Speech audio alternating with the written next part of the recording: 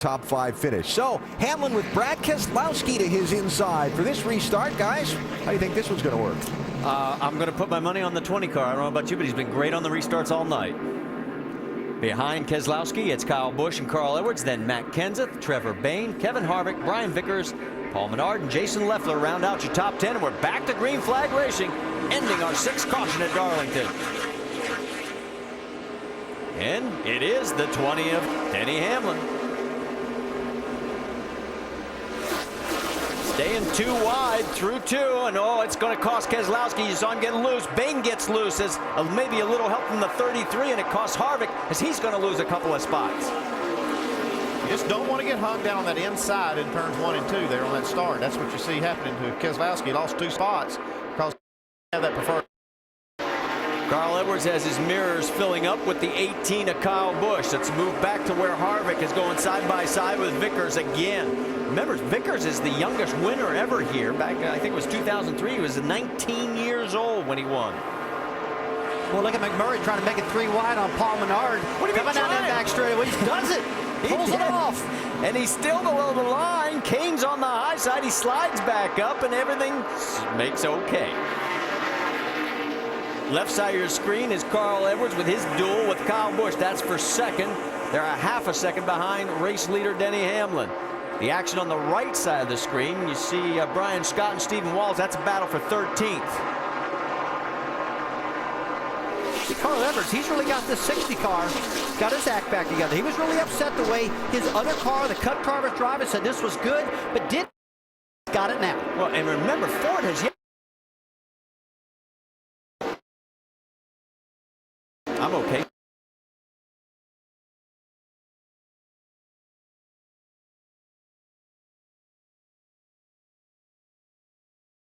And I said, where do you think you're?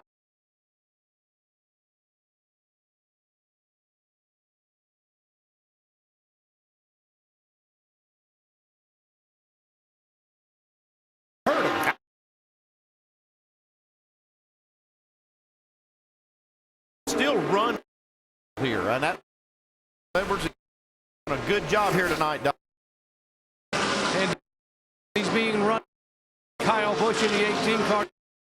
Like Andy, a lot of people were wondering why they would opt to put 4. When others up on Kyle Busch, when others up there in the front, we're taking on 2.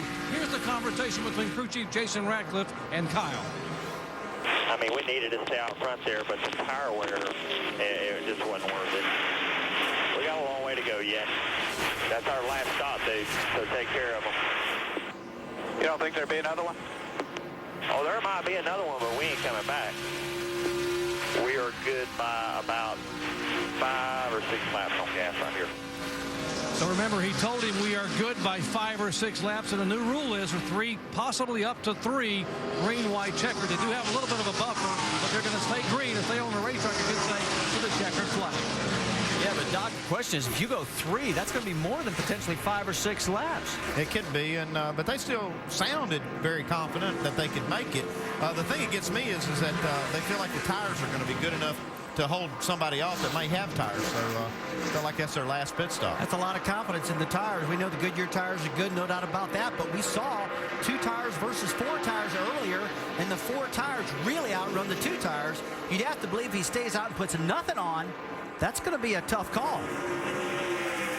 16th place, the battle that you see on the screen right now with the 23 of Coleman Presley. He has been consistently in that 15 to 20 range. Right behind him is Tony Raines and Stanton Barrett.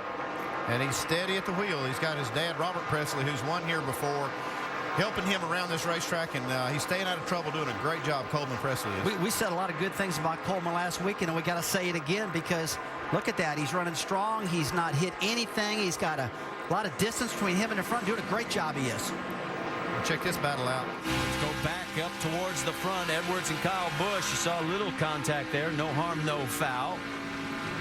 Well, Kyle is just eating the rear bumper of Carl Edwards up, just not giving him much a break at all. And here comes now. Yeah, that's the reason, Marty. I know you're going to that 22 car is starting to catch him, and so Kyle says, I need to go. Get a little bit impatient. He's trying to get around a big time. Well, remember, Keselowski's trying to win 3 races in a row. The last guy to do it is the guy right in front of him, Kyle Busch, back in 2008. And Carl says, I'm trying to win 1 race this year. I think right now, Kyle, from a driver's point, guys, Kyle's probably sizing him up, seeing where is the best spot to get around him. Being a little bit patient. Saw Brian Vickers there as he gets around Matt Kenseth. That is for 6th on the racetrack. And there goes Kyle. And Keselowski's following him. And it looks like it's going to take 2 positions away from Carl Edwards. So right now, Kyle Busch and Denny Hamlin running 2nd and 1st. Can Busch track down Hamlin? Or does Hamlin go on to win from pole? /NASCAR Day or at a track near you. You got to get your pin on. We're all doing it. I need a pin. The NASCAR Nationwide Series at Darlington. Make sure you go to NASCAR.com for all your latest NASCAR information. Under green with 36 laps to go, and Denny Hamlin leading. Remind you about Major League Baseball on ESPN Sunday and Monday nights. Yankees Red Sox from Fenway. Need we say more on Sunday Night Baseball, presented by Taco Bell, ESPN 8 Eastern. Then the Yankees head out to Detroit to face Johnny Damon and the Tigers on ESPN's Monday Night Baseball, presented by Sears Lawn and Garden at 7 Eastern. It's Major League Baseball on ESPN and ESPN3.com Sunday and Monday. Yankees won World Series last year, right? Thank you for reminding me of that. Bestwick and Brad from the pit studio. Watching this race unfold with 35 to go. Denny Hamlin with a 1.4-second lead on Kyle Busch. Kyle clearing Carl Edwards to get to 2nd with 42 to go, and he's almost wasted 10 laps left in the time he's got to try and track his teammate down. Brad Keselowski's 3rd. Edwards has fallen back to 4th. Brian Vickers in 5th place is where we pick up this story. We haven't talked a whole lot about Brian tonight. Remember, this is the car that Darlington native Trent Owens is crew chiefing for. Let's go up to speed and hear about Vickers' night so far. Dave Burns, what do you got? Well, the good news for Trent is that Brian Vickers has been saying better and better and better all the way through the night. Other good news for Trent this weekend, he made the Cup race as well with driver Reed Sorensen. They will start 36 tomorrow in the Southern 500. So it's been a good weekend all the way around for them. Good weekend, too, for Matt Kenseth, last year's winner, who took no tires early as an experiment on that last pit stop. They wanted a track bar adjustment as well to help them out. And they've done very well here on the 16 so far tonight after starting way back in the pack. Jamie? Well, Darlington Racetrack has been pretty tame for young 19-year-old Trevor Bayne. His goal was just to come in here for his first time ever, turn as many laps in practice, and have a good qualifying position. Well, he did just that. His car has been pretty solid all night, well balanced, a little free right now, but the team is looking at their big goal, and that is to get their first top 5 of the year. Dave?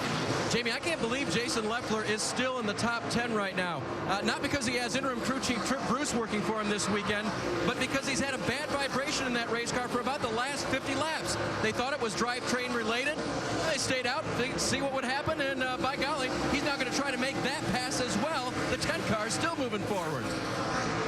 Behind him is teammate Casey Kane running what would be normally the 10 crew. I don't even have time to explain that. But basically, they've worked with Casey Kane before. Oh, wow, as he gets loose underneath Trevor Bayne now going for that position. They said that Casey Kane, where did Kevin Harvick come from? 3 wide going into 3. Oh, my gosh, Casey Kane holds a position for now, Doc.